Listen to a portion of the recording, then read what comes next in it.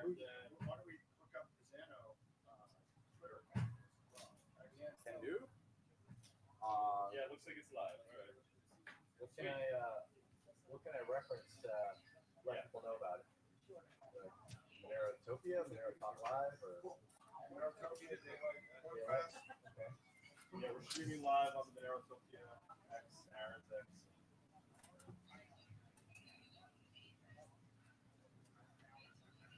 Want to do that now, Aaron, or the next one? Yeah, I'm sending you a link. Have you ever used StreamYard? No. I'm sending you a link, invite link. All right. What you can do is you can join and you can add number 2 of your social media channels.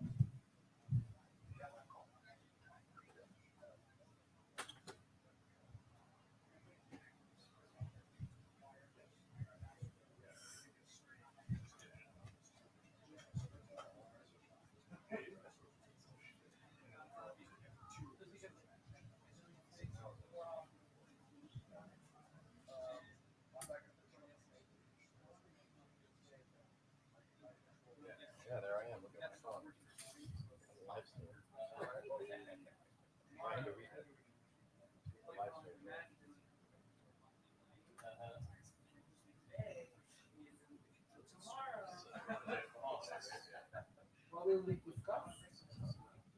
We'll see where it goes. Yeah, I want to talk about privacy points, signal cache, kind of get the OG perspective from you guys. Yeah, exactly.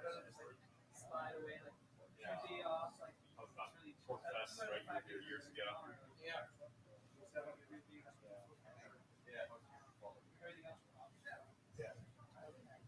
So I'm gonna figure out what the best way to. What's up? All right.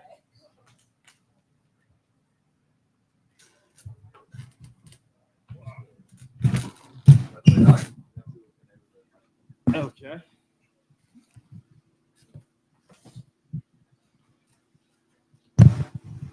All right. We live? Is this working? Our sound here is working. Those who are watching from home on X or YouTube, let us know if you could hear us. Post a comment or something, and hopefully we'll see that. But it should be working, right? Everything should be working. All right. We are live at Porcfest, Monerotopia Privacy Tent at Porcfest 2025. Yeah, let's hear a little round of applause.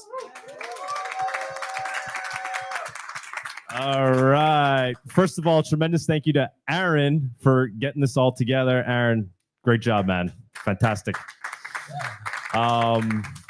Porcfest, for anybody who's at home, doesn't know what Porcfest is all about, I'd say it's kind of the biggest libertarian meetup there is. I don't know, maybe there's other ones, but this is the biggest I've ever been to. There's Freedom Fest as well, but this is a real grassroots libertarian event. It's been going on for over a decade. A lot of the early Bitcoiners came out of Porcfest from the early days, which is what I'd like to talk about today. We have Mark over here. We could go around and introduce ourselves on the panel. But yeah, I'd like to talk about early days of Porcfest, what came out of there, and compared to what's happening now, because it seems like, as Aaron predicted, 2025 might be the year of privacy coins at Porcfest. So we had the years of Bitcoin at Porcfest in the early days, and it looks like we're having kind of revitalization, and now the focus is on privacy coins. So excited to be part of that. I want to try to get that perspective from the OG guys. So without further ado, let's go around and let these guys introduce themselves. I'll just be quite honest. I'm most excited to talk to Mark, only because I've talked to these gentlemen many times throughout the years. Now, Mark, I've been trying to get a hold of on X. I've been harassing you a little bit in the DMs, messaging you even years ago. And the reason is because Mark is one of the first guys I actually heard talking about Monero on YouTube in, I think it was 2016. And I was a little interested in it at the time. And Mark is one of the guys that I remember it as a moment of somebody who kind of affected me and caused me to dig deeper. So we'd love to get his OG perspective on that and his current perspective on Monero, whether or not he's even still interested in Monero. So without further ado, Mark, go ahead, introduce yourself, and we'll take it from there with everybody. Yeah, so my name is Marc De Mesel, and yeah, I started in crypto around 2011, buying Bitcoin, BTC at $10 at the time. No, $13. Every day that you bought later, the price was higher. I transferred my money at $10, but I could only buy at $13 a week later. But yeah, I made some good moves, some bad moves. In 2017, I was already exited Bitcoin, BTC, and I went full altcoin. And that was right before the big altcoin boom. So I made good money on that.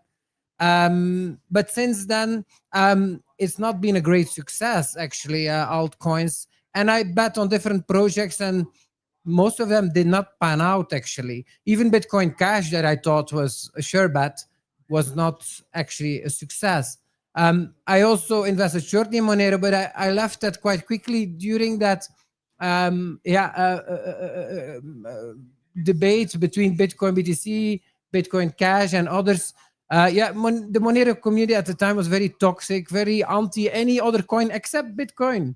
They were very friendly to Bitcoin, but all the others are very unfriendly, and a lot of bullying, which I found very unattractive. But from the start, I realized Monero was a real privacy coin in contrast to the others. And but okay, I still believe that something like Bitcoin Cash could also offer privacy. And so I didn't choose to go to continue to invest in Monero. But yeah, so that's a little bit short history on that. Yeah, before we move on to the other, so did you ever make your way back to Monero since then, or?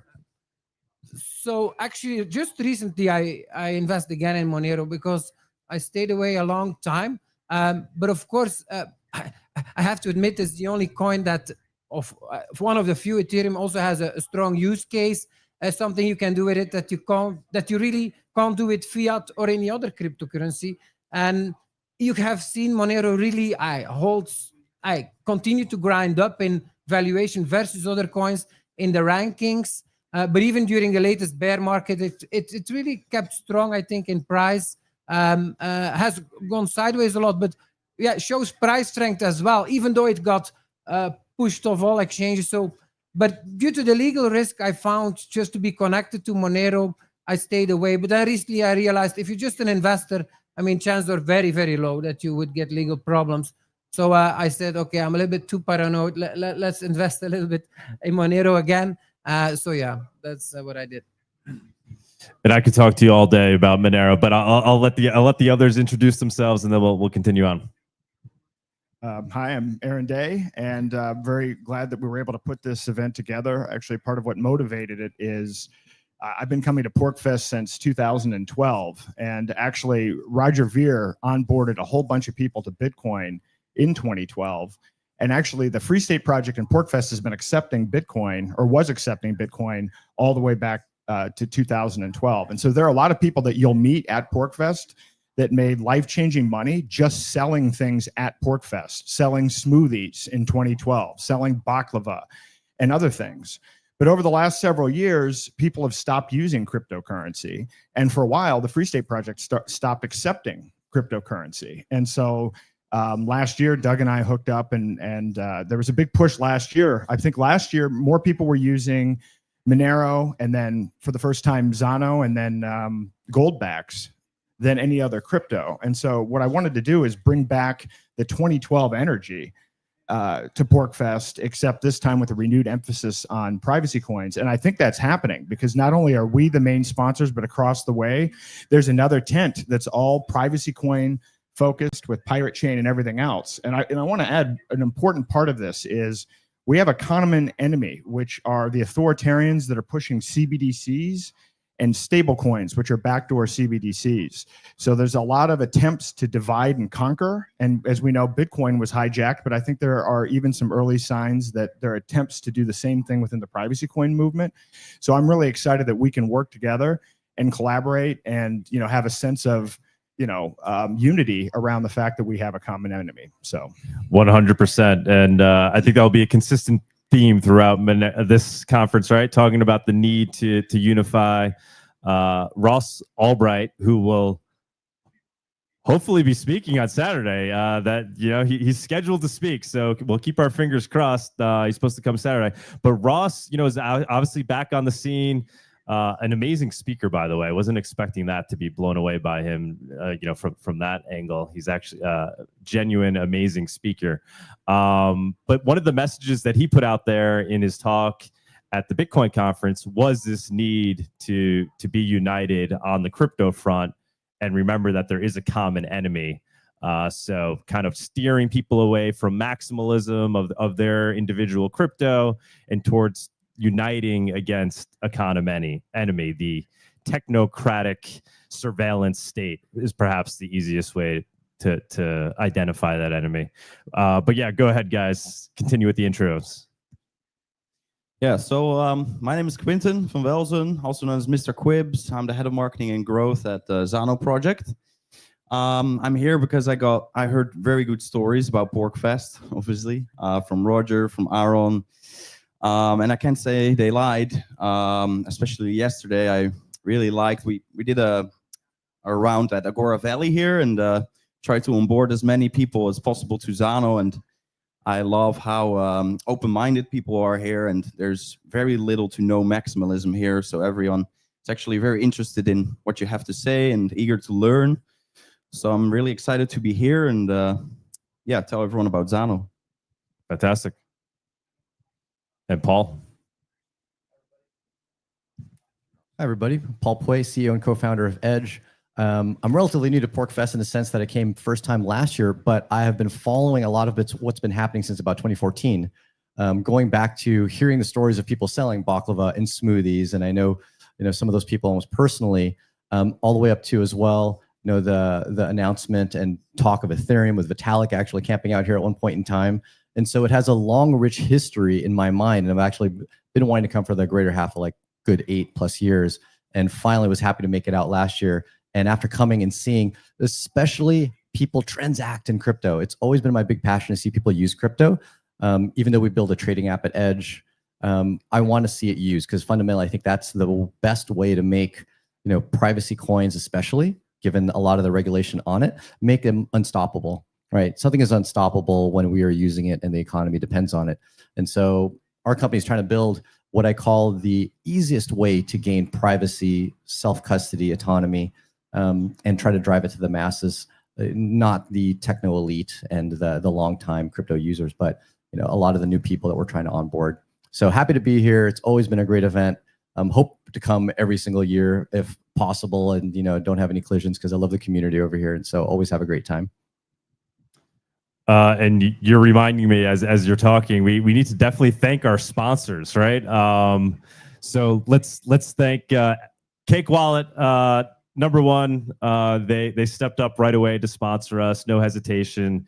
They've sponsored pretty much anything I've worked on Monero related throughout the years. A lot of what I do wouldn't be possible without Cake Wallet. So tremendous thank you to Cake Wallet for allowing us, helping us get this tent this year. We're also sponsored by Zano, another major sponsor this year, Confidential Layer, FUSD, Freedom Dollar, which is related to Zano, and XMR Bazaar, we're calling it, is another sponsor of the event by way of me, given my contributions to the event. But tremendous thank you to Cake Wallet and Zano for being, and Confidential Layer for being the 3 main sponsors of this event and giving us the funds we need to put together. So yeah, round of applause, guys, please.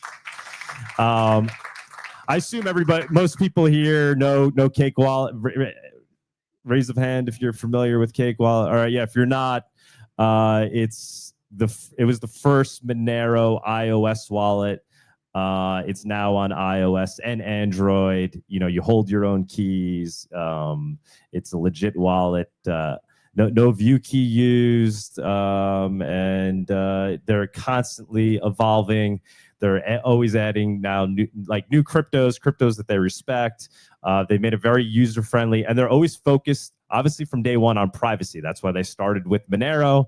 And now since adding other cryptos, they're really do it from a privacy angle. So you can use the latest privacy tech that Litecoin has on Cake Wallet. You can use the latest privacy tech that Bitcoin has. I'd say they're ahead of any other wallet in terms of Bitcoin privacy tech. They just implemented stealth addresses. Well, what do they call them on Bitcoin? They don't call them stealth addresses. I don't know if people, you guys know what I'm talking about? The what do they call it in Bitcoin? They don't call it a stealth address.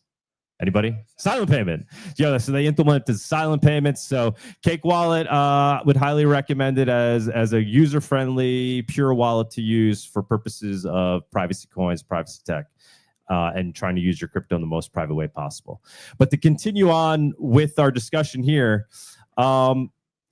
digital cash. I would like to get your guys' perspective on digital cash from the early days up until now.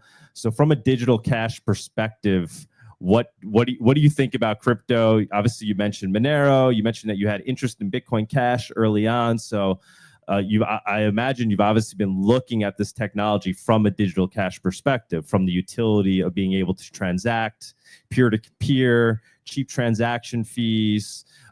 Give us your thoughts on that. Do you think that's critical to what crypto needs to be, that it needs to be cheap to transact, fungible, private by default?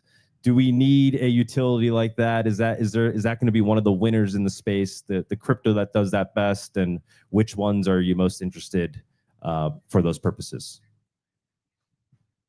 Yeah, here in Porkfest, you notice that indeed crypto adoption is disappointing. Half of the merchants accept, and some accept exclusively US dollars still after 10 years. Why is that? I think the main reason is complexity. Using cryptocurrencies as a brick in a brick and mortar store is often not worthwhile the hassle compared to just fiat US dollars. And then you have the storage problems. Some people have bad experiences with that. And so, yeah, so I think online is a much stronger use case in general for just digital cash. Because yeah, fiat US dollars can't compete there. Yeah, I think that the advantages are just not high enough yet to really make the change. Like banking currencies and traditional Visa payments and all that, even in brick and mortar stores, have become better than cryptocurrencies. It's easier to swipe a credit card than to make any cryptocurrency transaction. So the competitive advantage is not there. And for long, we have focused with Bitcoin Cash on trying to get brick and mortar viral adoption. And even when you focus on one city and everybody is using Bitcoin Cash, it still fades out because there's just not enough users in any place. And even for online stores, it's not a success where you can say, okay, the whole country can pay here. You don't need many users because they can be scattered all around the country, but then still there is not enough users to really keep that going. And so the biggest online stores don't accept cryptocurrency still after 10 years. So I think it's really like it needs to level up its game. And that's why I also made the jump to privacy coins away from, well, Bitcoin Cash. I still have a big position, but like I don't invest more in it, not time, not money. And I invested instead in newer projects, some in Monero, but even more so in Zano, because privacy coins, I think, do offer something that people really need and expect from cryptocurrencies. Why go through all that hassle? You need real big advantages. And one big advantage is privacy. And if you don't have privacy, well, that's a real big problem. Then you can as well keep using banking currencies as easier. Yeah, that's my focus now. And so then what do you see as the utility that crypto has to offer? Is it just the digital cash use case and we're not there yet in terms of it really working for that purpose? Is that, or do you see other utility, are there other utilities that you're interested with regards to crypto, things that crypto can provide that fiat can't provide is it just this digital cash that no government can control, or are there other aspects of it that you're interested in, crypto in general? Yeah, other use cases like DeFi, decentralized finance, is interesting. You can use your crypto to get a loan and easily, quickly, and cheaply. And the other party doesn't even take any risk. So it's much easier to lend against your crypto than to borrow against your house or borrow against your stocks. So that's also a strong use case for Ethereum that keeps it rolling. But yeah, there are not so many successful use cases yet, but it's clear that this is the future. But I think the biggest cryptocurrencies still will be invented in the future with a successful game that goes viral, and they have their own cryptocurrency, and all these young kids start using that, and then later it goes to other areas also. Like, probably that's what's going to happen. Like the first stocks, actually, I was just thinking about yesterday, why does Bitcoin BTC blow up so big? $2 trillion market cap. It makes no sense to me. But actually the same happened when stocks were invented in the 1700s in Holland and in France. They also invented stocks. They also blew up to gigantic valuations for one stock. And it's imploded, and then later you had many more stocks coming on the market with more reasonable and sensible valuations. People didn't understand it and pumped up the price so high to senseless valuations. I think the same is happening with cryptocurrencies. But even now, like the top stocks from 20 years ago, wow, not one is standing still in the top 10. Like every 10-20 years, the whole top 10 changes. That's in stocks the case. It will also be the case in cryptocurrencies. So very few will succeed in remaining at the top. And so in 10 years' time, the ranking of the top 10 will be totally different. Which ones will be at the top will be the new stories that succeed in getting big user adoption because they give great advantages. And that's what we're trying to invest in. Very good, very good. Go ahead, Aaron.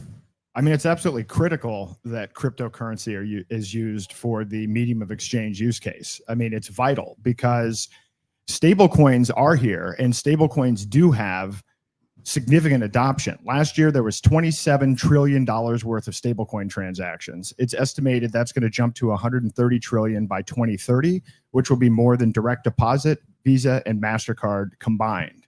Most transactions in crypto are being done via stablecoins other than speculation, when people are actually like spending money as a medium of exchange.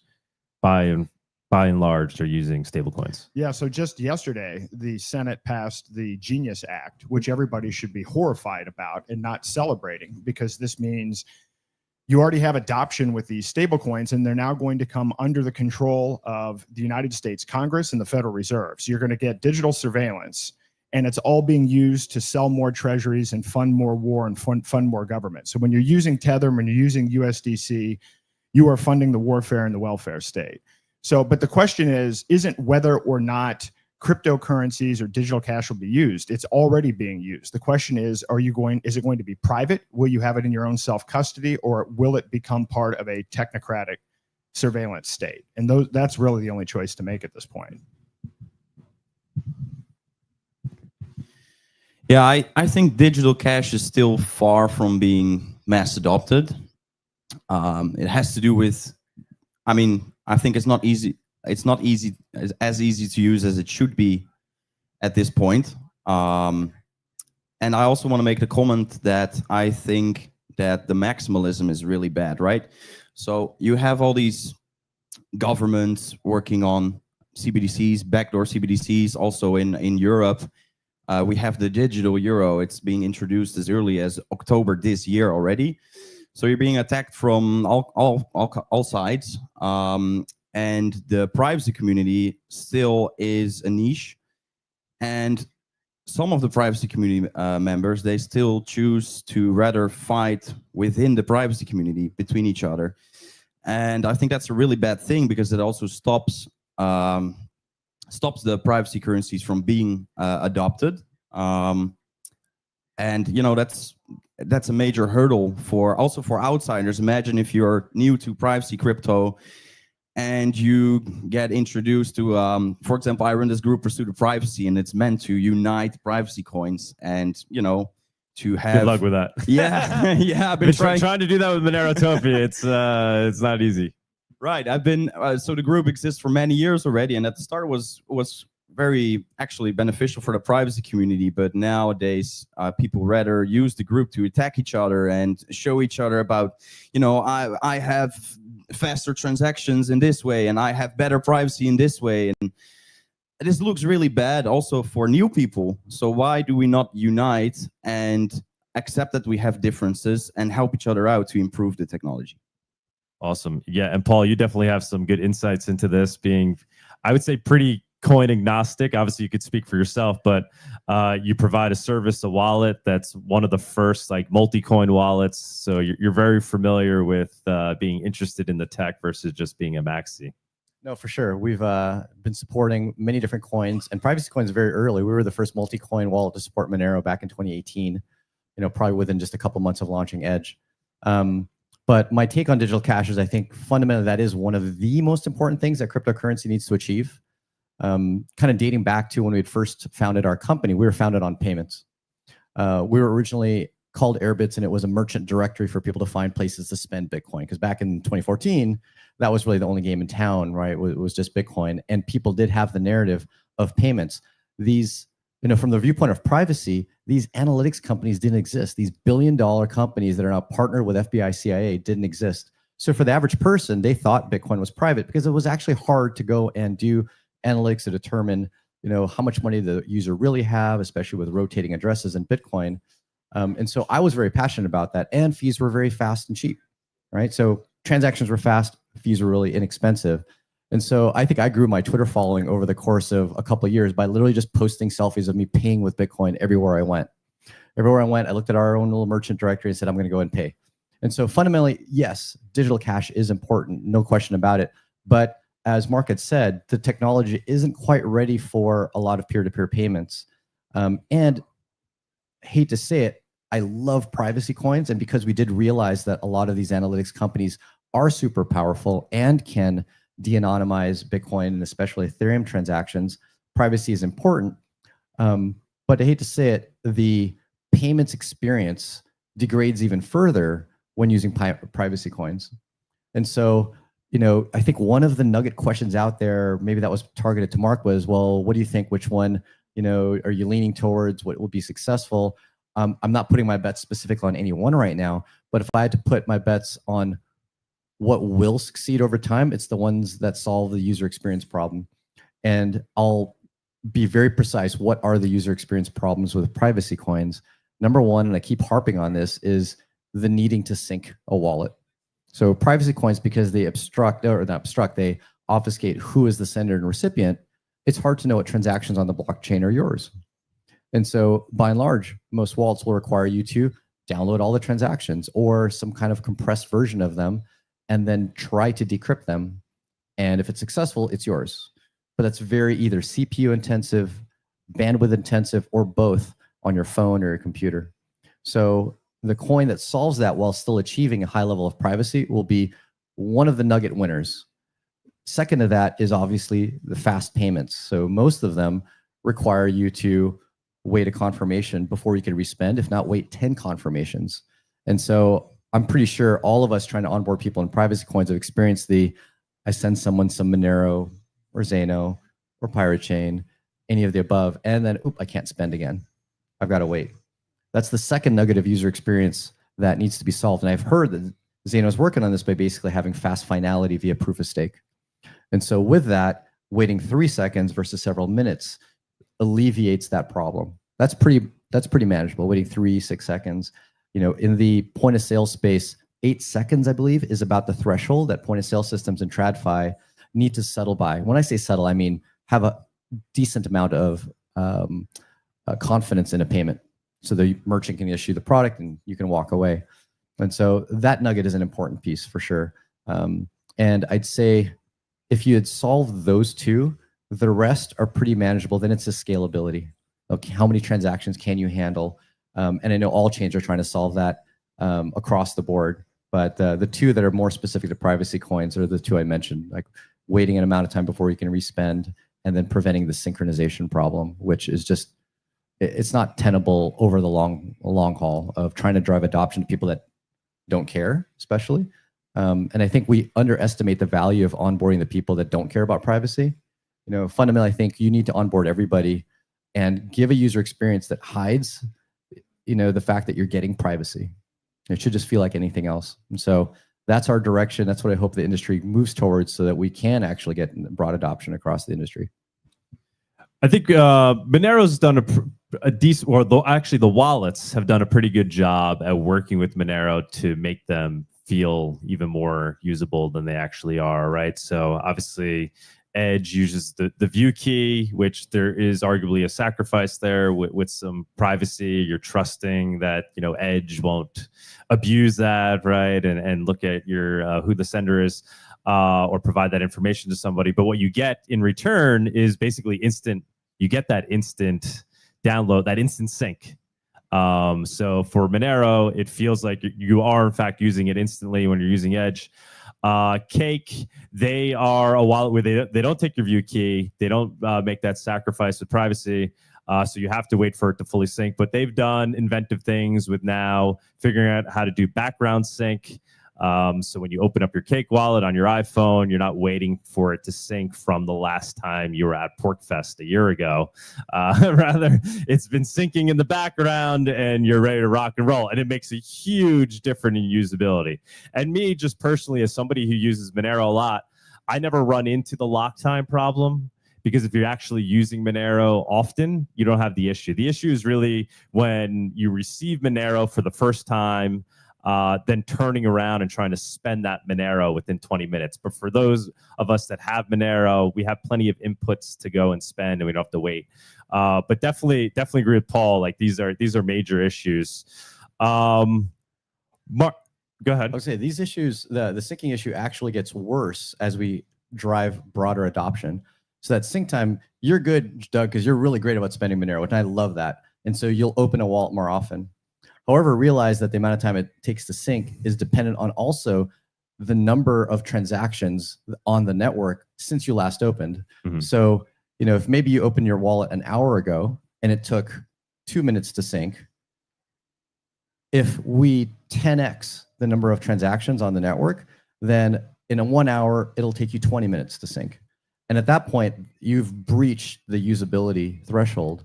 So while we might think it's not too bad, but we're trying to onboard more people, we're actually making the problem worse. So fundamentally, this is one of the things that needs to get solved at the protocol layer to make sure that this is independent of how many people we onboard. And it's still a constant time. I open it and I can transact. Until we get there, it's hard to really broadly onboard the normies. Right? Mm-hmm, sure, for us that care, we'll go through that effort because we care enough about privacy. But for everyone else, it's going to be tough. Yeah, definitely. Just kind of, I guess, related, but switching topics a little bit. I mean, where we are seeing organic, genuine adoption is on the dark markets, right, for Monero. So they're willing to put up with a little bit of the usability. They're willing to wait for a transaction, right? Because what they're getting is they know that their transactions are private. A vendor there knows that nobody can see anybody that's sending them the money. People that are paying on the dark market, they know that nobody can spy and see their transactions.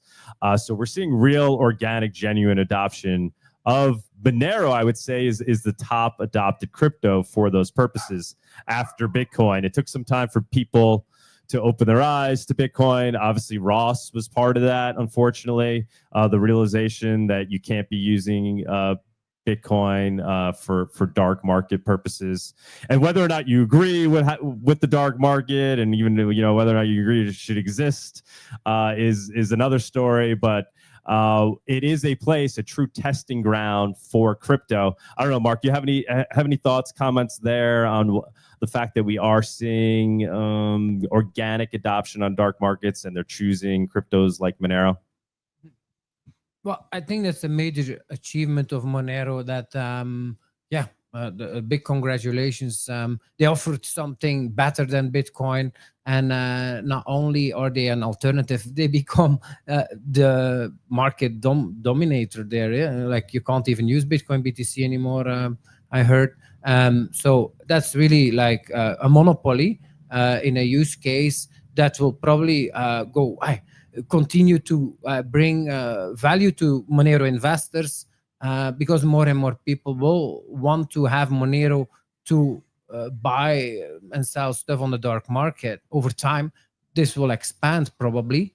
Yeah, that's a major achievement. But I think the strength of Monero here is also its weakness. The problem with mass adoption of cryptocurrency is that people are very, they don't want to take any risks and don't want to go through any difficulties. If it's easy and it's perceived as no risk, then people are willing to start with something. Otherwise, not. I can't even convince my landlord to accept any cryptocurrency. That's a real problem. And so you need a combination of people willing to invest in a coin for the value to go up, as well as people willing to connect their name to a project. And I think, yeah, Monero really struggles there, because the moment you explain, like, or they realize this is like a coin that's used in dark markets, people don't want to be connected to that for the risks that it entails for them. So that was really nice about, in the beginning, Bitcoin BTC was used everywhere, also in the dark market. But by using Bitcoin BTC, you don't connect yourself to that. And I think that's why I also like didn't take the step to go invest in Monero again. And that's why I like other privacy coins coming on the scene, like Zano, that have a name that seems like quite neutral, because Pirate Chain, I've not checked more into it, but the name itself, like, people don't want to be pirates.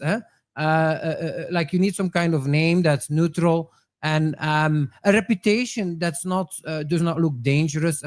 And I think Zano has the weakness that it does not have a market dominance in the dark markets, but at the same time, it's a strength because it's not connected or related to it. And in the long term, that may bear fruits. Also, what I noticed, many people like these stable coins. I don't get that, but people like stability. They don't want to take any volatility risks when they use crypto because they have to, because they need to receive their wage that way, or they need to do international payments. They can't do it, but they don't want to take any volatility risk. And so that's why they go to stable coins. And I think actually, this Freedom Dollar project that you have on Zano really is a great project, because they don't use US dollars or fiat currencies to back it. It's just they use this backed by Zano coins itself, and they use some kind of logarithm to make sure that you have a constant value of $1 for one Freedom Dollar.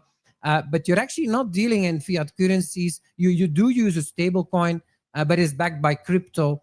And so people can pay each other with stable coins on Zano, totally private. And that's a unique use case that may be valuable for some people and may help Zano to find a market. So yeah, these are a little bit my thoughts on that. Fantastic. Yeah, I've been living on crypto since 2019, so I stopped using a personal bank account. So I know how challenging it is, and have experienced what the weak points are. You know, I agree that the dark market thing, I mean, it shows that Monero works, but it does turn away a lot of people, because it's, you know, it kind of feeds into the idea that, well, privacy coins are only used for illicit behavior, which, you know, I believe people should be able to buy whatever they want. But if that's how it gets branded, to me, one of the biggest weak points is point of sale systems. But when I talk to merchants and I try to onboard merchants, that price stability is actually the number 2 issue. I mean, there's a lack of point of sale systems, but it's actually the price stability itself, which is why there's so much interest in stable coins. And so I agree that FUSD is a pretty promising solution. But from my perspective, I'm going to start doing workshops again in the fall. And I really want to focus on onboarding merchants and putting together marketplaces for people that maybe aren't already in crypto, but have been recently motivated by things like COVID tyranny. And for the first time, they started to look at the Federal Reserve and look for alternatives. So for instance, food freedom and health freedom. So these are segments where people are used to being debanked. They're actively looking for solutions, but they're not already caught up in whatever crypto religion, you know, other people have been indoctrinated into. Fantastic. Yeah, I'm hoping XMR Bazaar helps fill that space. We've been seeing good traction with there. I'll quickly show XMRbazaar.com. So that is not a dark market. It's a clear market. It's all for all legal goods and services, but it is completely Monero based. Everything's peer-to-peer. So you could go on there, anonymously sell legal goods and services with digital cash. All the payments go direct from the buyer to the seller via Monero, via the Monero network. There's no fees to list. There's no transaction fees that the platform takes.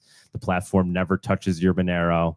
And we're seeing good adoption. So obviously people go out of their way to use Monero on the dark market. But I do think, you know, we're talking about adoption here. I do think I see that kind of as the next wave.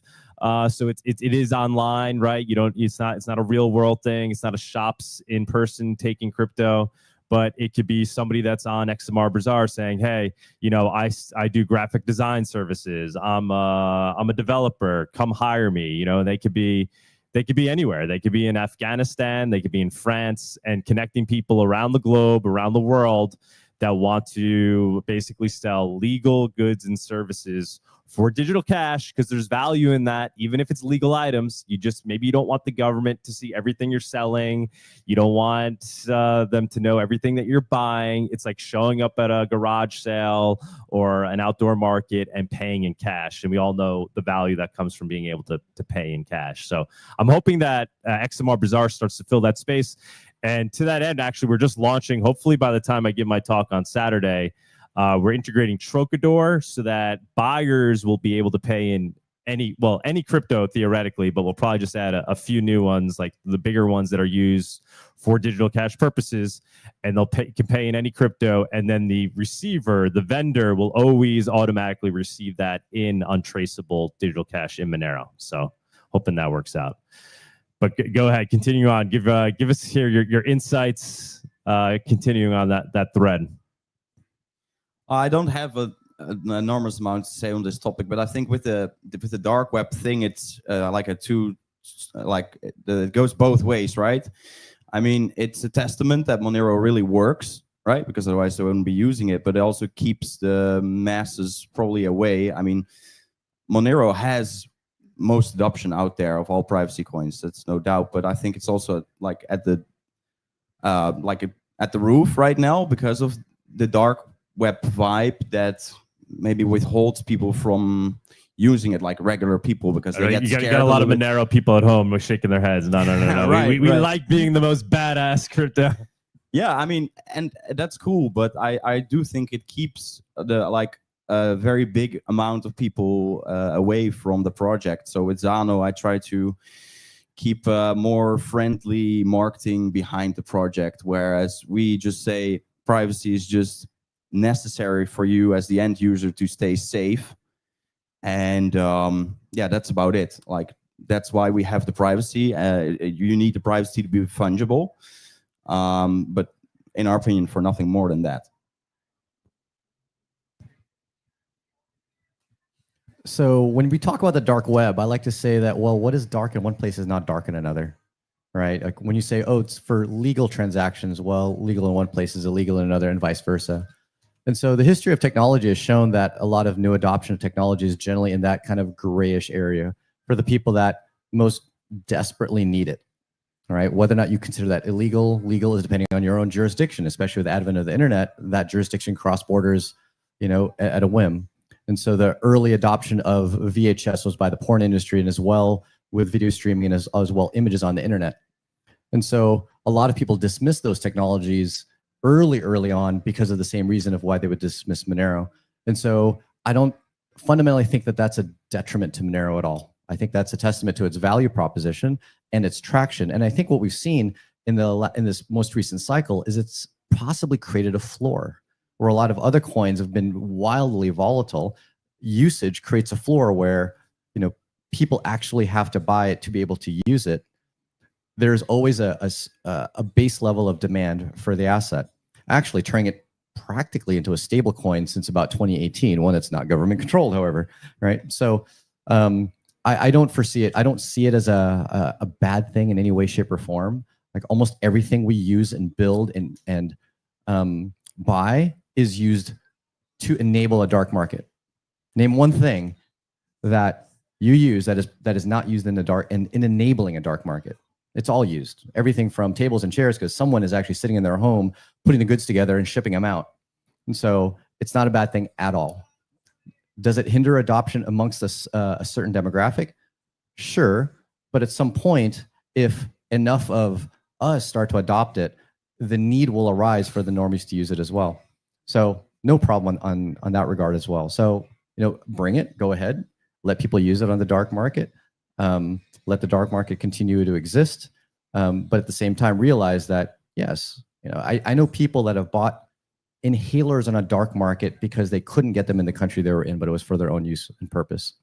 One of the farmers market guys that was buying Bitcoin early on in San Diego, where I'm from, had initially come across it because he wanted cocoa leaves to be able to prevent altitude sickness, and he couldn't get that in the US. Right? So there's many uses for it that are truly illegal, but with very, very positive and necessary causes. So hence why these markets exist, because at times laws and rules are just both ambiguous as well as just downright, non-applicable in so many cases. And in respect to, I think, the concern of privacy and stable coins, there is a concern. Yes, stable coins are very, very surveilled. They're definitely not something that should be used for general payments. And I want to push back. I don't actually believe that all that volume, that trillions of volume, that is not peer-to-peer payments. People are not going and buying coffees with stable coins on any regular basis, or even buying small nuggets on the internet. This is used for gigantic settlements between exchanges. And remittances, right? I mean, a lot of To some people. degree, remittances, yeah. So remittances, but the biggest use and the reason why these, in the clear stable coins were invented were primarily to settle between exchanges because they didn't want to have to use banking rails. So could it be used for payments? Yes, but I think that would grind to a screeching halt because they're so not private that I think even the normie would hate them. Just like Bitcoin's not private, Ethereum's not private, stable coins as well. So they're nowhere close to being used to threaten the normal peer-to-peer payments that Monero, Zano are enabling. However, I would say that the thing we could do with stable coins is get a true algorithmic decentralized stable coin onto a platform like Zano. And so with Confidential Layer, hopefully imminently launching, this is where we bridge the gap between the two use cases that you first brought up, which was DeFi that Mark had brought up, and then also payments. We can use DeFi and other chains to mint a stable coin and bridge that into Zano and then transact it privately. And so one is actually helping enable the other. They're not two separate use cases. We're actually bridging the gap between the two. And then once you have an asset like Monero or Zano and want to be able to hodl it, which is not the narrative initially, but sure, once it achieves value, I need to hold, dollars aren't meant to be quote unquote hodled, but people do it anyway. So if you're going to do it, well, why not go and do it in a way that potentially earns you a bit of yield through an exchange on another platform? And that's where DeFi can come in. So I think the two go well together. We're not there yet with what I would call a true decentralized, private, stable asset, but it's coming, especially with the advent of these bridges over to Zano. Yeah, definitely interested in the freedom dollar. Keeping my eye on that. I mean, I do have. I'll be honest. I have my doubts. Anybody that watches me knows I have my doubts, just because it hasn't been proven yet that this can work. We've seen disasters with similarly architected stable coins where they're using their own coin as the collateral that makes it stable, right? We saw that with Terra Luna, right? I guess it's probably the best example of a project that the algorithmic stable coin didn't really pan out. But yeah, definitely keeping my eye on that because I do think it's a strong utility. I want to maybe just stick on the regulation thread and then see where we head next, because you had brought up, right, that you kind of got scared out of Monero at some point because of the fact that it was associated with being used for potentially nefarious things and that the state would have their eyes on it. How do you feel about that now? I mean, do you think Monero has crossed that chasm in some districts, like particularly here in the US? I know in Europe, things seem to be going the other way. They seem to be more cracking down on privacy coins, things like Monero, where we saw a lot of delistings. But in the US, the feeling is, I don't know how true this is, right? Well, to be determined, But the policy that the White House is putting out and whatnot is that they're pro crypto. They never said that they're pro privacy coin, but we did see like Trump's early executive order. It seemed to be pretty friendly to true cryptos in general, no matter what those cryptos may be, even if something like a Monero. But yeah, curious what your thoughts are. Are we like across the chasm there where people shouldn't really be concerned about the government cracking down? Can we all just, obviously I've crossed that chasm many years ago, and I'm completely fine with just using my Monero, opting out, ignoring the state. But that's my own principles, right? I ethically, I see absolutely nothing wrong with digital cash, and I don't want to live in a world where I'm told that I can't use it, and I will not comply. I will use my Monero until they rip it out of my hands if they can. But from a practical standpoint, and I do think that's ultimately how we win, right, guys? We ignore, we opt out, and they could talk about it all day, but we build something that they can't stop, surveil, censor. But from a practical standpoint, what is your viewpoint on that? And what do we need to do to kind of get more people thinking this way, where they're just like, F the system. There's absolutely nothing wrong with sending digital bits peer to peer. Don't be afraid, use it and get the value out of it. Yeah, you're much more courageous than I am. I will not stand to die for a cryptocurrency, nor will I be locked up in jail for that. So I'm an investor, and I try to make my money by investing in project go up in value, but I'm not willing to basically risk going to jail for that. That would be the whole point of providing for my family would then really fail. So yes, I agree. Actually, legal risks have gone down a lot with Trump being re-elected and having finally, for the first time, a pro-crypto administration in the United States. And that has also tilted me over the edge to wanting to invest in Monero. Before that, with the Biden administration going after even developers of mixers, no, I didn't dare to touch even investing in Monero. That's also a technology that's mixing coins. Yeah, the climate has changed a lot, and I hope, but I also think that this will also affect the rest of the world. And we did indeed cross a point there where also Europe and others will be more accepting of crypto in general, meaning that even privacy coins will not be persecuted, because that's what I think happened to Monero. Why do these exchanges drop Monero? My guess is there is some pressure from agencies that contact these exchanges and put up pressure or ask very annoying questions about this privacy coin, and so that's why they basically push it off, because they lose the business. Why would you do that only for such a reason? So and yeah, Monero got it bad, except for Kraken that kept quoting it as one of the last ones. But courageous man, that founder there. Yeah, Powell. So Jesse Powell, who also supported the Trump campaign. Yes, I agree with that. And I also think it's really worthwhile saying that I do think Monero has the highest chance to actually become the most successful privacy coin, because it has indeed the adoption. And I agree with the points of Paul that this kind of controversy, actually you have that with many projects in the beginning. Also, actually eBay was also quite controversial. Lots of scams going on, and Bitcoin BTC was considered not serious. These things change. The perception of a brand can totally change if it's really useful. And Monero, how that brand is perceived can totally change over time. And it can become a mass adopted coin. So that's why I also decided to invest in it. And I've learned my lesson. Betting on one project in the past and totally missing the train. I did several times in my life. And I cannot do that anymore. So I'm planning to invest in multiple privacy coins, and you can't really know in advance which one will succeed. Surprises always arrive. I mean, I think we're facing global technocracy, and we have to fight global technocracy. And that's what's going on here in the US with stablecoins. That's what's going on with CBDCs.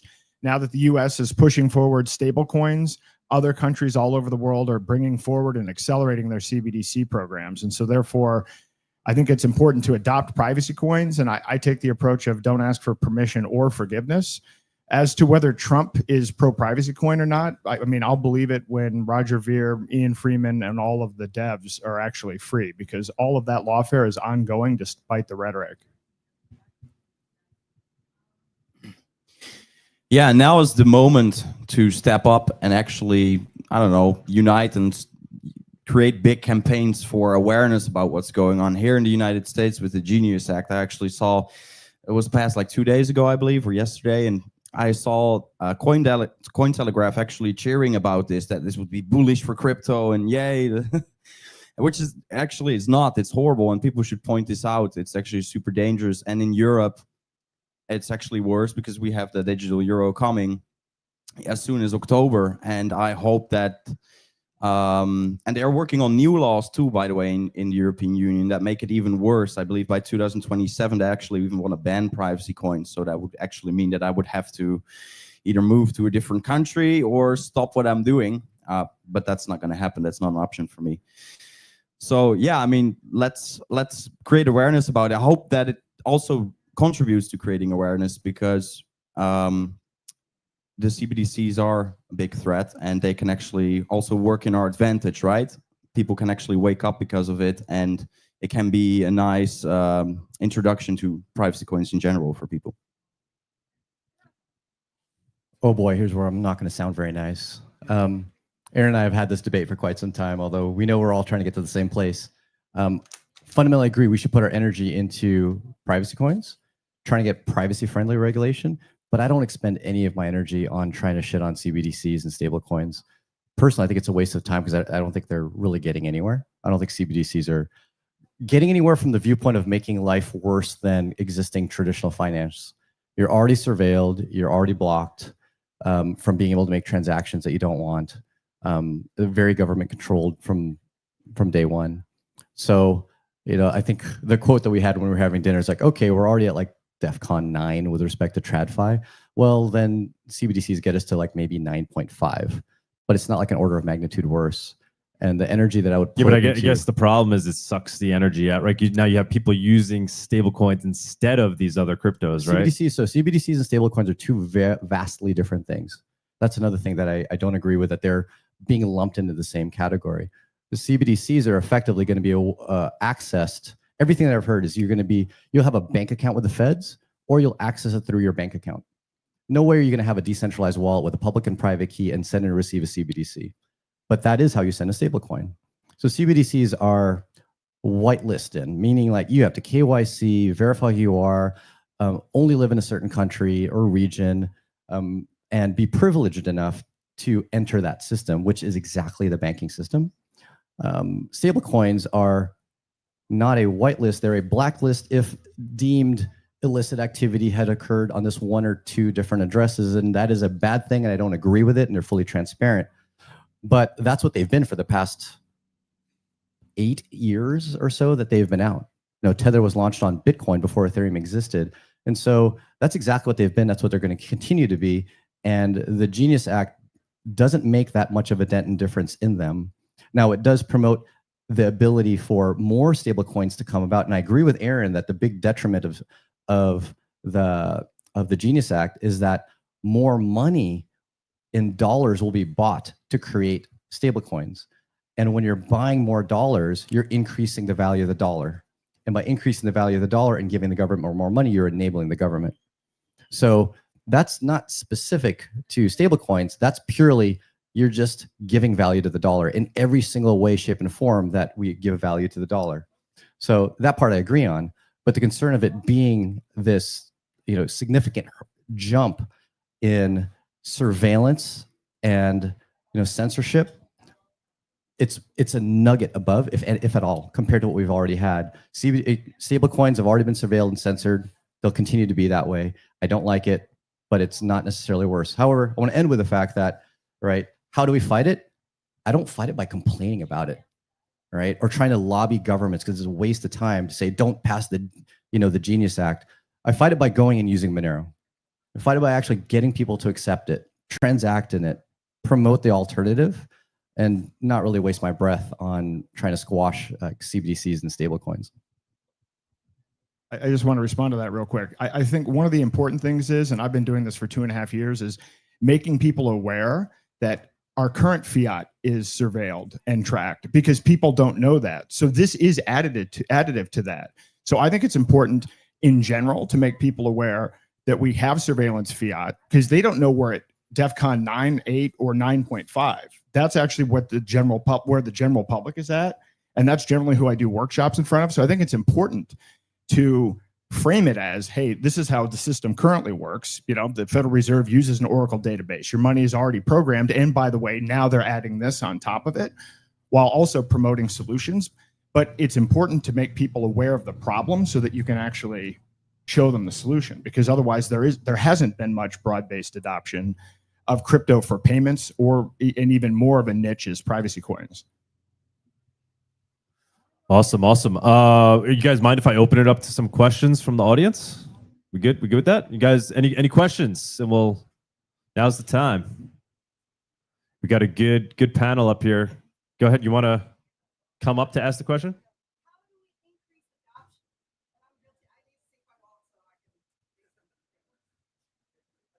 All right. Yeah, I mean, you guys want to give a round on that one? So how do we actually do this? How do we increase adoption? We're all talking about ignoring the system, opting out. How do we get people to take action, start using these things to live off of it peer-to-peer? I'm going to give a nugget to you, Aaron, actually. Aaron's working on something that will vastly help increase adoption, which is a way to integrate privacy coins into point of sale. Sorry if I don't want to leak any alpha to people, but in the era where I was trying to onboard people into Bitcoin in 2014, 2015, the biggest hurdle was the point of sale at the merchant. A lot of merchants just downloaded some random, mobile wallet, stuck it in their drawer, and it would run out of batteries as soon as someone tried to pay in Bitcoin, because A, not many people paid in Bitcoin, and B, the app sucked, right? Because it wasn't designed for point of sale. And so solving that point of sale problem, both, I think, online as well as in person, is one of the key things to drive that adoption and make that, what I'm trying to convince is a point of sale that kind of takes care of everything, even the dirty fiat. Because if you can take care of the dirty fiat and the crypto, then the merchant just has one system to deal with. And so that would be one nugget, in addition to, I think, the big hurdles that I had mentioned earlier, the two major hurdles of like syncing and performance and whatnot. But that I want to give credit to, and I'm really hoping for good things to come out of that project, Aaron.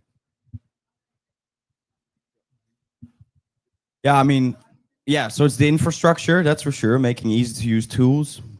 And in my opinion, I can just repeat what I said at the start, is stop fighting with each other and start uniting, actually working together on solutions instead of bullshitting on each other.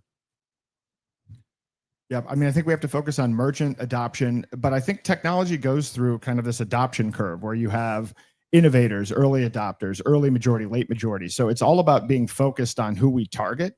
You don't want to go mainstream early. You need to get, the right target audience. And to me, these are categories like health freedom and food freedom, where people already understand that there's a problem with debanking. There's already a problem with fiat, but they're actively looking for solutions. So I actually have a long list of merchants that want to onboard privacy coins, but we just have to get the tools together and the ease of use down. So I think if we do it that way, then we can start to build adoption, and then eventually we'll be able to get to mainstream.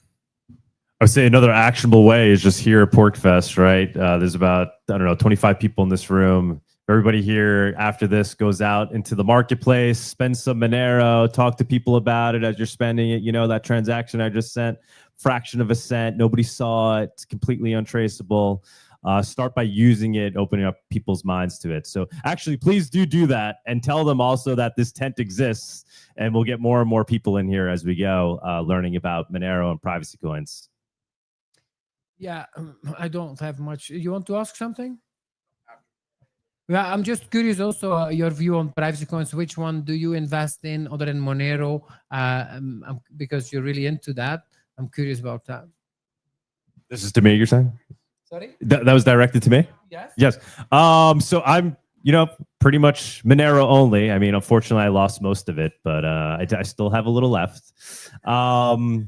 And I'm interested in Zano. I bring up Zano primarily. What got me out of my maximalism with regard and allowed me to be like look at Zano was the fact that Andre, the creator of Zano, Crypto Zoidberg, I believe on X, is also the guy who created the first implementation of CryptoNote, which is the protocol that Monero runs on. And that piqued my interest. I was like, oh, that's interesting. I'm going to listen to this guy. I'm not going to not listen to the guy who essentially created the protocol that Monero runs on.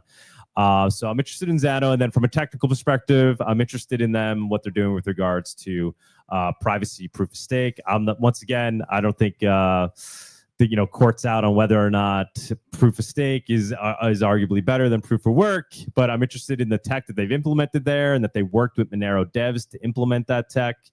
And then I'm interested in the fact that it's arguably more programmable. So things like Zano, and then Tari just launched. That's also what their claim to fame is, right? Trying to be the Ethereum of Monero. So these are projects I look at, but I'm really if I have any crypto at all, it really is Monero. My passion is untraceable digital cash. That's what I'm here for. I want an asset that the government doesn't see what I'm doing with it. They don't know whether I have it. They can't see me using it, and so I'm focused on that utility. I'm going to add to the comment about going out to the merchants and spending privacy coins. It's one thing to go to spend to the merchants that support privacy coins, definitely give them that support. Obviously, there's a bunch that don't, and I'm going to go and take a next level step and add a bit of a dick move, and go to merchants that don't and say, if you did, I'd buy from you, but sorry, I'm going to someone else. And I've at least approached a couple of merchants that I considered buying stuff. They didn't take Monero or actually any crypto. And later that day, they actually came over to our booth. Okay, all right, how do I onboard? How do I get a wallet to be able to accept, crypto in general? And so there's both halves of that coin, and that can happen both at Porkfest or other events, or even just your merchants around town. So that brings awareness and make them realize they are losing business, right? That at the end of the day, money talks. So both give your money to the business that support it, but also make sure the other business is aware that they've lost that money. You want to say something? Any other questions, guys?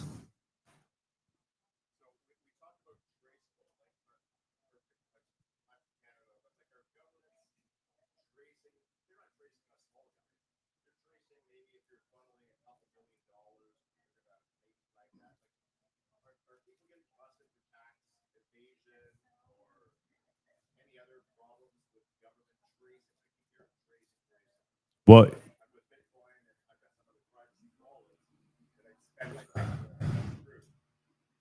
yeah, I mean, I'd argue they're yeah. Let me repeat the question. So this gentleman was asking about we're talking about traceability. How much is the government actually tracing things? Are they just focused on large people that are using large amounts? I'd argue they're tracing everybody, especially Bitcoin, right? So and as we progress, they're gonna have better tools at their disposal using AI and whatnot. And the end goal with something like Bitcoin is that they'll be able to essentially perfectly trace everybody and have them connected to a wallet. Because by and far, most people that obtain Bitcoin obtain it through a centralized exchange. They're KYC'd there, and then they're tracked and traced thereafter. And I wouldn't be surprised, if you get a letter in the mail from the IRS, if you ever use a centralized exchange, don't be surprised if you get a letter in the mail, a vaguely written letter saying, hey, are you sure you've been accurate about all your crypto transactions? So I would say they're tracing a lot of people. I mean, these training analytics companies are behemoth companies. They're tremendous now. They're some of the largest companies in crypto, and they're just continuing to ramp up their ability to track and trace. Yeah, and I want to add to that. In the last 90 days, I've had 3 different people come to me asking for help because they're either in a divorce or a business dispute with a business partner. And so there are now private investigators that can get certification in chain analysis. And so there's a common database now where they're basically pooling transaction information. So if you say, well, I've never even touched a centralized exchange, I'm safe, that's not necessarily true. If you bought something from somebody that was busted by the government, and then they went and said, look, you need to turn over a list of who your counterparties are. Once they get one address, then you're mapped and then you're in the system. It's actually horrifying. I think I'm going to do a podcast on it because it was really eye-opening to me how bad this is. So it is no longer just the big guy, because it's easy once they've collected all of the information and they're pooling all of that information continuously. Yeah, I think people really don't realize the threat of that. Roger Verre, I was able to talk to him, and yeah, he actually started to go really promote Zano a year ago at around the same time that they started a case against him. Yeah, he told me that yeah, if I had known this would happen, I would have like valued privacy coins more. Like once they want to go after you, in the case with Roger Ver, they even go to the Caribbean, these agents, to talk with any business partner of him, anyone that did transactions with him, to get addresses to do blockchain analysis on him. Like that's the real problem. Like the problem, the way the government works is that, yeah, everything is fine. But if suddenly one agent wants to look into you, then you have a problem. And it can be a tax agent or another one. And then they start analyzing everything from you. And then it's very easy to find things that you don't know how to explain. And now you look guilty. So, yeah, I think people don't want this transparent blockchain. That's really a thing of the past. People expect privacy, the common man, when they use cryptocurrencies. And that's why I also believe like standard privacy is very important for a cryptocurrency to offer. Mm-hmm. One comment before I forget, and you guys can chime in as well, too, is Palantir is obviously a growing behemoth of a force out there, and I'm sure they're very excited about the ability to easily track and trace crypto transactions, and they'll make that part of their database. One of the things they use to help determine pre-crime and whatnot, or what people may have done, and how to rank and rate people based on their activities, right? If you know how people are spending their money, you can make predictions about what they might do, what they stand for, who they are, things like that. So I want to throw that out there as well. But guys, any other comments on that thread? Yeah, chain analysis. Yeah, with AI, it's getting 10 times worse, right? I mean, people sometimes say to me that the pseudonymity of Bitcoin is enough to protect them because they know how to use it and they won't make a mistake. But it doesn't mean that you won't make a mistake in the future. And if you do, it only requires that one mistake, and then the entire history of everything you did can be mapped out. So it's not that from that point on forward you can be traced, but everything you did earlier can also be traced.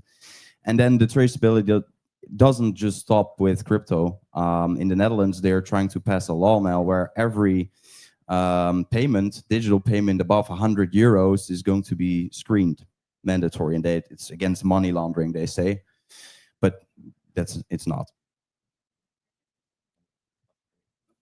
Do you guys want to make some comments on Zano? Because I know obviously we have one of the Zano guys here, but I know you guys have your eye on Zano as well. You guys want to make some comments on Zano before we close it out? Yeah, I think in general, altcoins are still seriously undervalued, and Bitcoin, BTC is seriously overvalued.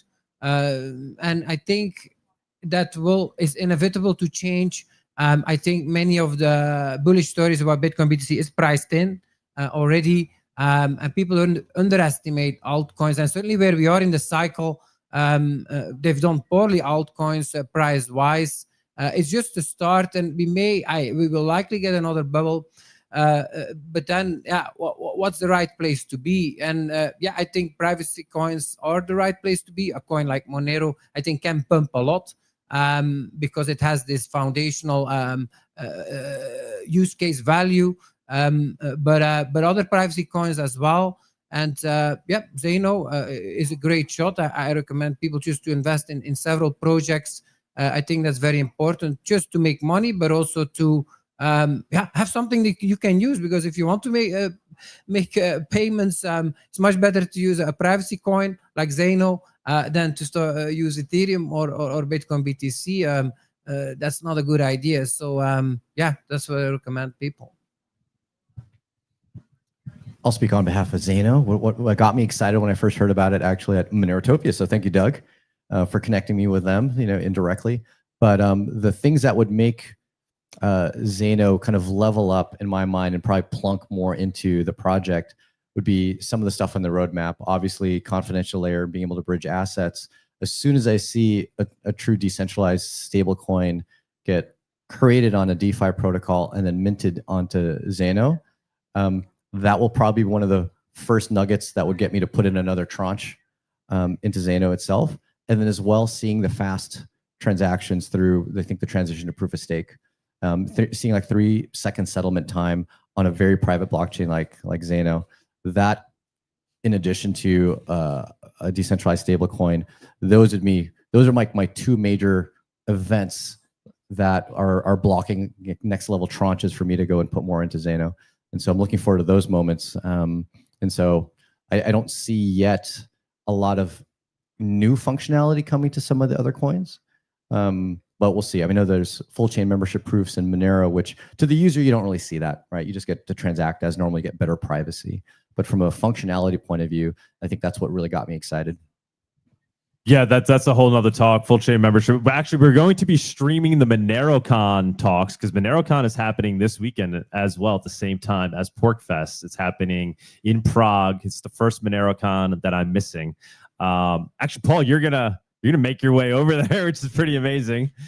Yeah, but we'll be streaming those talks here. The earliest ones start at 4 a.m. because of the time difference, but we'll be streaming them all here, so you can pop in. Maybe you can catch, the talk on full chain membership proofs. I don't know if Luke Parker is going to actually be there, but I think we have Justin Ernhofer going to be giving an update on that. So for people that are actually interested in the nitty gritty tech and everything, highly recommend you come out and watch those talks. But yeah, Mr. Kwibs, any more comments on Zano? And I will ask, let's put it out there because there was a bunch of Zano FUD that dropped yesterday. People claiming that Zano, there's an attack that can be done by, I guess, running malicious nodes, and that they were able to track and trace people's transactions. So give us some Zano alpha, plus maybe you want to comment on that and clear the air on that. Well, first of all, there's always Zano FUD. It's not the first FUD. It won't be the last. There's always people that keep on attacking us. And they will continue to do so, I think, as we grow. But the FUD was about IP obfuscation, that IPs of nodes are visible, but that's not really a problem that sticks to Zano itself, right? It's a common problem for any blockchain. So yeah, I would recommend using a VPN, or there are like halfway solutions like Dandelion++ and stuff like that. And the other part was about, they said it was de-anonymized because they could make estimates about people's staking amounts. But that's not really de-anonymization, because amounts and transactions and asset types are all still completely private on Zano, completely anonymous. What they did here is they, by someone's reward frequency with the block rewards from proof of stake, you can actually kind of make an estimate on how much someone is staking, right? So in this way, through the spy nodes that they activate on Zano, you can make estimates. But that doesn't really mean de-anonymization. It's just the way the network works, and we choose proof of stake over proof of work because it makes the cost of a double spend attack so much more expensive. So it's maybe you could name it a trade-off that you make, but this is just the network design. Yeah, so for my comments on that, and then about Zano itself, I do workshops every day at Porkfest, so feel free to come by if you're interested to learn more. I give away free Zano there during the workshop, so it doesn't cost you anything to try out something new, right? And also for the people at home, if you join our channels, I'd be happy to send you some free Zano as well, so you can test out the ecosystem yourself. Just on the free Zano tip, if you go install Edge, edge.app will also send you additional free Zano. And if anyone wants to win $50 worth of Zano, we've got a cornhole challenge over there. Hit 1 out of 4 of the bean bags into the hole. We'll give you $50 of Zano. Yeah, what I like about Zano is how Roger Ver is passionate about it. I met him a year ago after this case broke out. I visited him in Mallorca, hearing that he's out on bail, and I couldn't believe what I saw. He, instead of being stressed about his freedom being on the line, he was keeping his head cool and was talking about Zano all the time. And I was just so impressed about it. And I saw the passion in him about this project that I saw in him years ago about Bitcoin, and then later Bitcoin Cash. And yeah, he's so passionate about it that's what convinced me to get started with that also.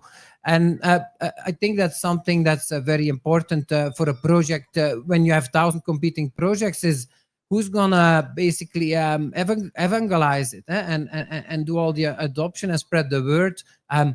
Also in traditional companies, marketing is a very important aspect. Yeah, I think that's present with Zano, thanks to a legend like Roger Ver also really being enthusiastic about it.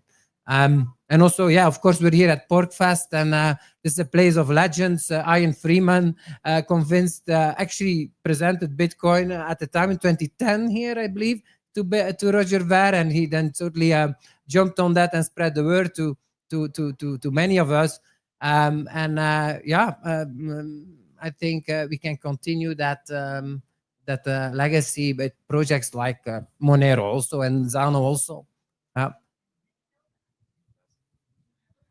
Yeah, and I would just say, I mean, I've been focused on fighting CBDCs, but more importantly, the understanding that all of our assets are going to be tokenized, not just money, but stocks, bonds, everything else. And so what drew me to Zano was actually Roger reaching out to me as well. But the fact that this is really the only solution for being able to tokenize and privately trade any asset. So that's what drew me to it initially. But then the other thing that I really like about the Zano project is the people. So once actually got to sit down with Andre and Pavel and Quinten and the rest of the team, these are OGs. Andre is an absolute OG in privacy, and this technology has been under development for 10 years. So I have a lot of faith in what they're going to be able to develop moving forward, because this is going to be a space where we're going to be challenged and we're going to face deep state attacks and everything else. And so I'm really excited about the team. Awesome. I think that's a good place to wrap it up. Thank you, guys. Thank you, everybody. I will be out here selling coffee for Monero. You could also check out the Monero Nodo that I have running out there. It's a way to run your own plug and play Monero node. The best way to use Monero is to run your own node. The best way, I guess, to use Zano is obviously to run your own node, right? Yeah, in general, I think the next talk is at 4 p.m., right? Is that what we have? Yeah, unless something impromptu happens, we have a scheduled talk at 4. Things will start to pick up more tomorrow, right? Do we have we have stuff scheduled for tomorrow? We stuff scheduled for tomorrow. Saturday will obviously be a big day. And the MoneroCon talks start 4 a.m. tomorrow morning if you want to come out for the opening talk. I don't know. I might be here. As you guys know, I'm a big Monero buff, so I might try to come and check the MoneroCon talks. But we'll have those playing. Those will go from like 4 to, I guess, noon is probably when they'll probably end, and we'll play those every day. And yeah, and then Ross is speaking on the main stage on Saturday. I believe I'll be going up on the main stage as well, and I'll be looking to give a general Monero talk and really focus on XMR Bazaar. So, guys, thank you again for coming. Do a final demand. So I was talking with Lynn Ulbricht yesterday, and yeah, she was sharing about that petition, 500,000 signatures, that really did help getting Ross Ulbricht out, just getting the ear of powerful people in government. Such a petition can really help. So please, if you have not signed the petition for Roger Ver yet, do so, and ask your loved ones to do so, or do it in their name as well. The amount of signatures is low, and we need that extra support to get to help him. Yeah, we saw the people power work with Ross. Let's make it now work with Roger and others. And the way to do that is freerogernow.org. And so that's the website where you can sign the open letter and share it on social media, but also email it and send it directly, because social media sites tend to block a lot of traffic going to external sites. All right, guys. Thank you, everybody. Thanks for coming. And yeah, go out, spread the word about privacy coins, and tell everybody about the Monerotopia tent. Adios.